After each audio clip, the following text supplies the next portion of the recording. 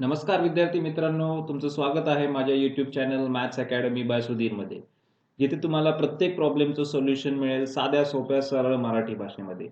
So मित्रांनो, आजच्या video लेक्चरमध्ये आपण स्टडी करणार आहोत डी मोव्हियर्स थेरम वापरून कॉम्प्लेक्स नंबरची आयडेंटिटी कशी प्रूव्ह करायची. हे एक्झाम्पल खूप महत्त्वाचं आहे, डी बाटूच्या बोर्ड एक्झाममध्ये विचारलं जातं. सो व्हिडिओ शेवटपर्यंत बघा, जेणेकरून तुमचा खूप फायदा होईल. सो बघूया आपण कुठला एक्झाम्पल आज सोडवणार आहे.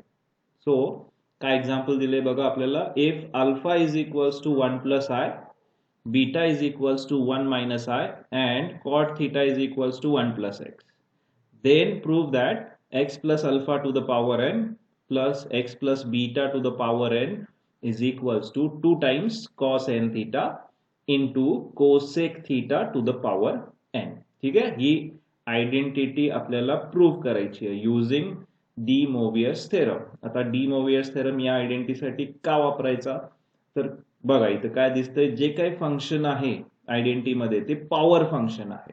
ठीक आहे, सो ज्यावेळी पण लक्षात ठेवा पॉवर फंक्शन येईल त्यावेळी आपण डी मोव्हियर्स थेरम अप्लाय करणार आहे.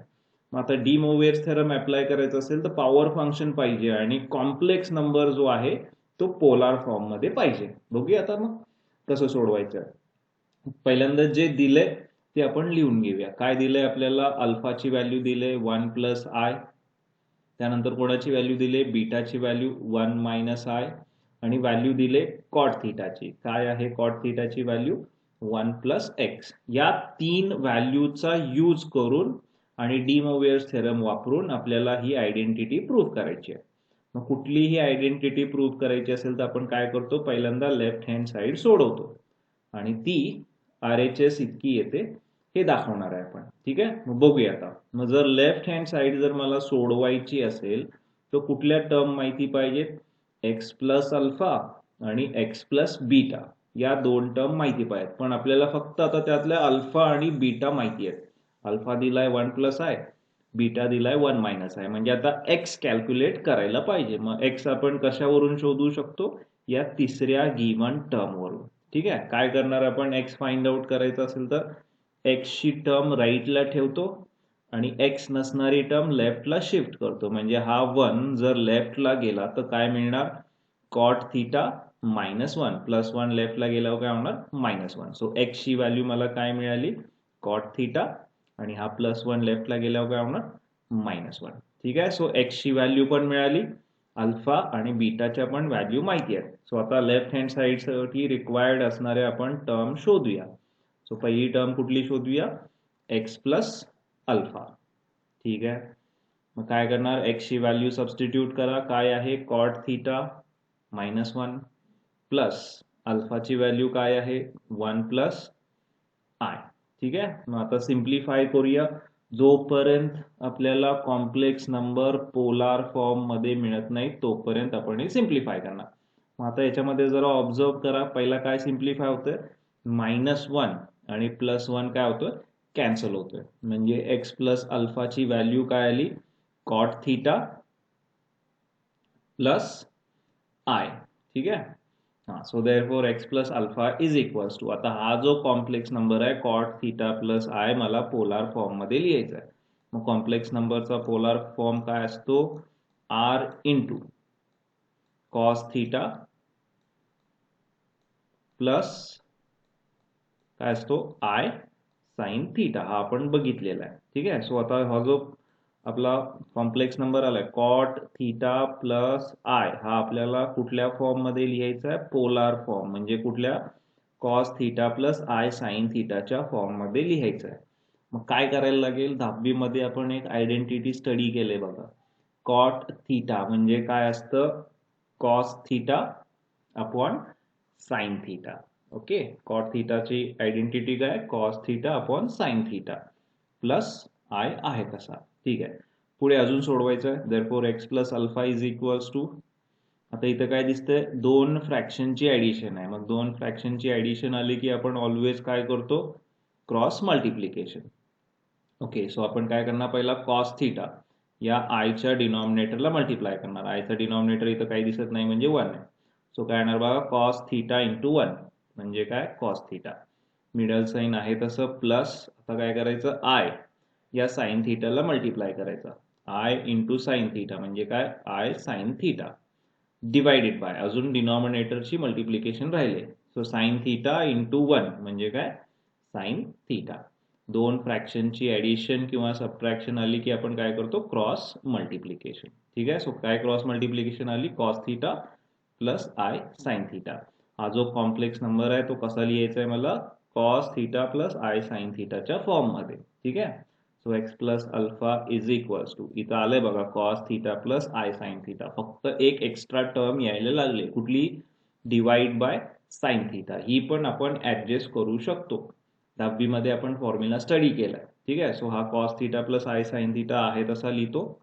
हा, आता काय असतो फॉर्म्युला, 1 अपॉन साइन थीटाचा 10वी मध्ये आपण स्टडी केलाय. 1 अपॉन साइन थीटा म्हणजे काय असतं, कोसेक थीटा. ठीक आहे. सो रिप्लेस करूया, cos theta plus I sine theta आहे तसा इंटू 1 अपॉन साइन थीटाचा फॉर्म्युला काय, cosec theta. So 1 upon sine थीटाच्या जागी काय लिहिणार मी, कोसेक थीटा.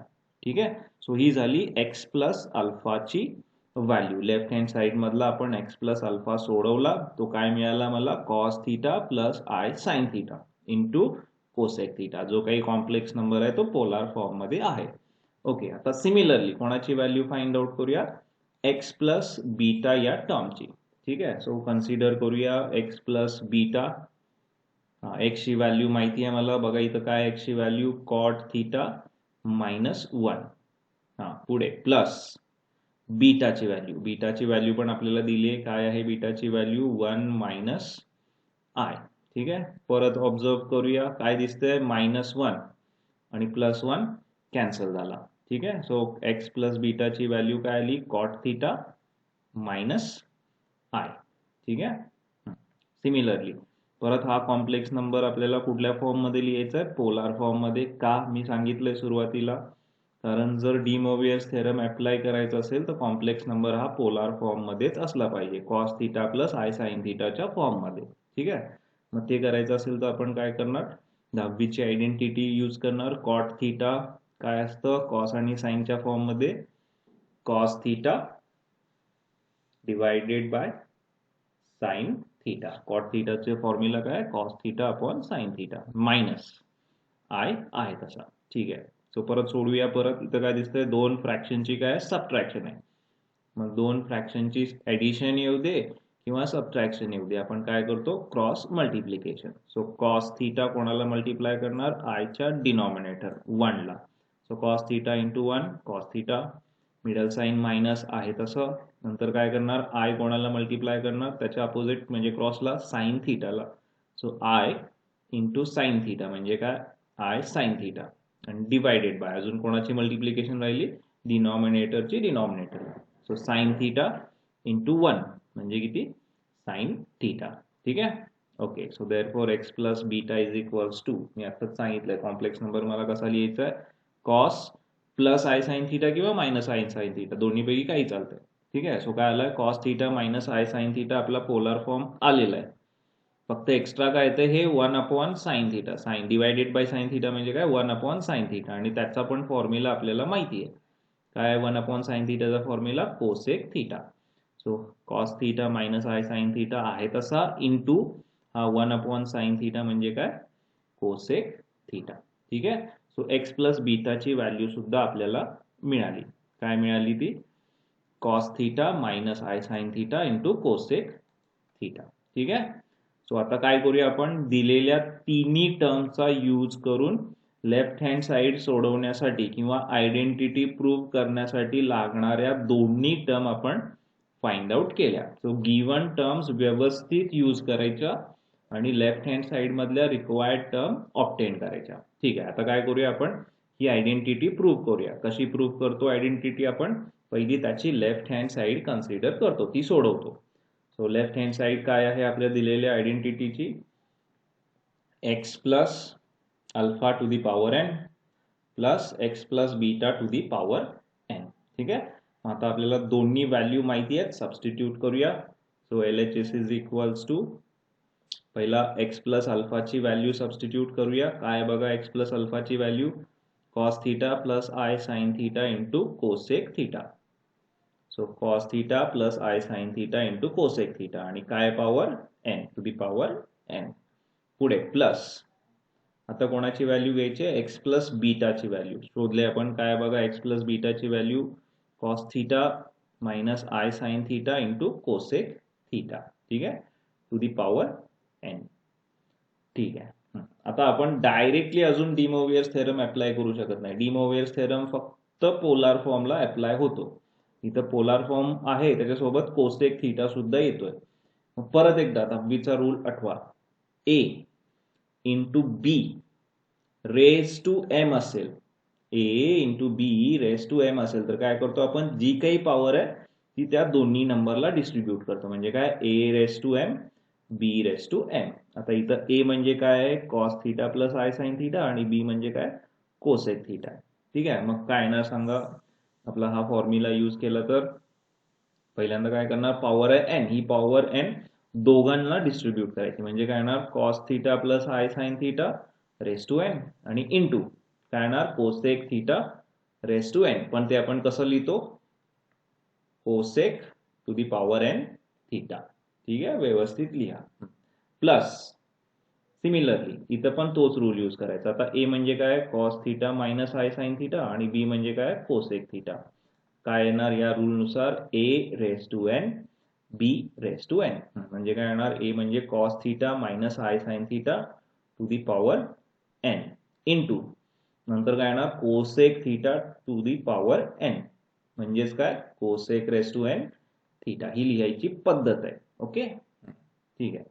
मग आता काय होते बघा, दहावीचा आठवीचा आपण रूल वापरला इंडायसेसचा. आता जरा ऑब्झर्व करा LHS मध्ये काय दिसतंय तुम्हाला, दोन टर्म सारख्या आहेत.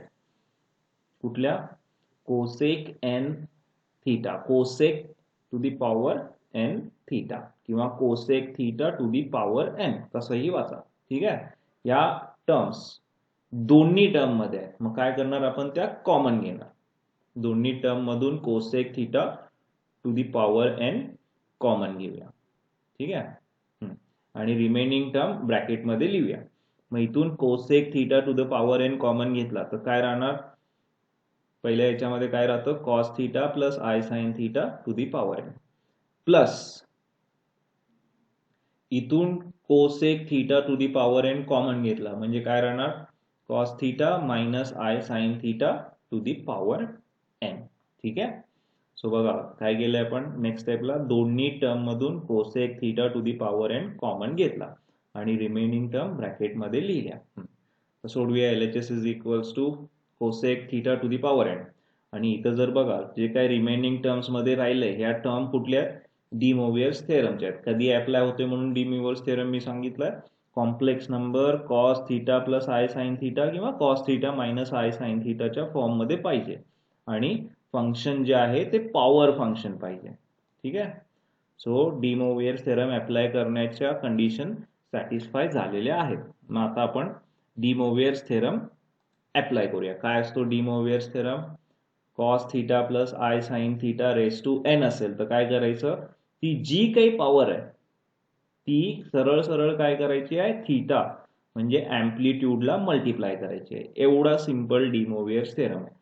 आता आपली पॉवर काय आहे एन. सो मी काय करणार, जो काही अँप्लिट्यूड आहे त्याला मल्टिप्लाय करणार म्हणजे काय येणार cos n theta plus I sine n theta. ठीक आहे. जी काही पॉवर असेल ती काय करायची थिटाला मल्टिप्लाय करायची. एवढा सिंपल डी मोव्हियर्स थेरम आहे.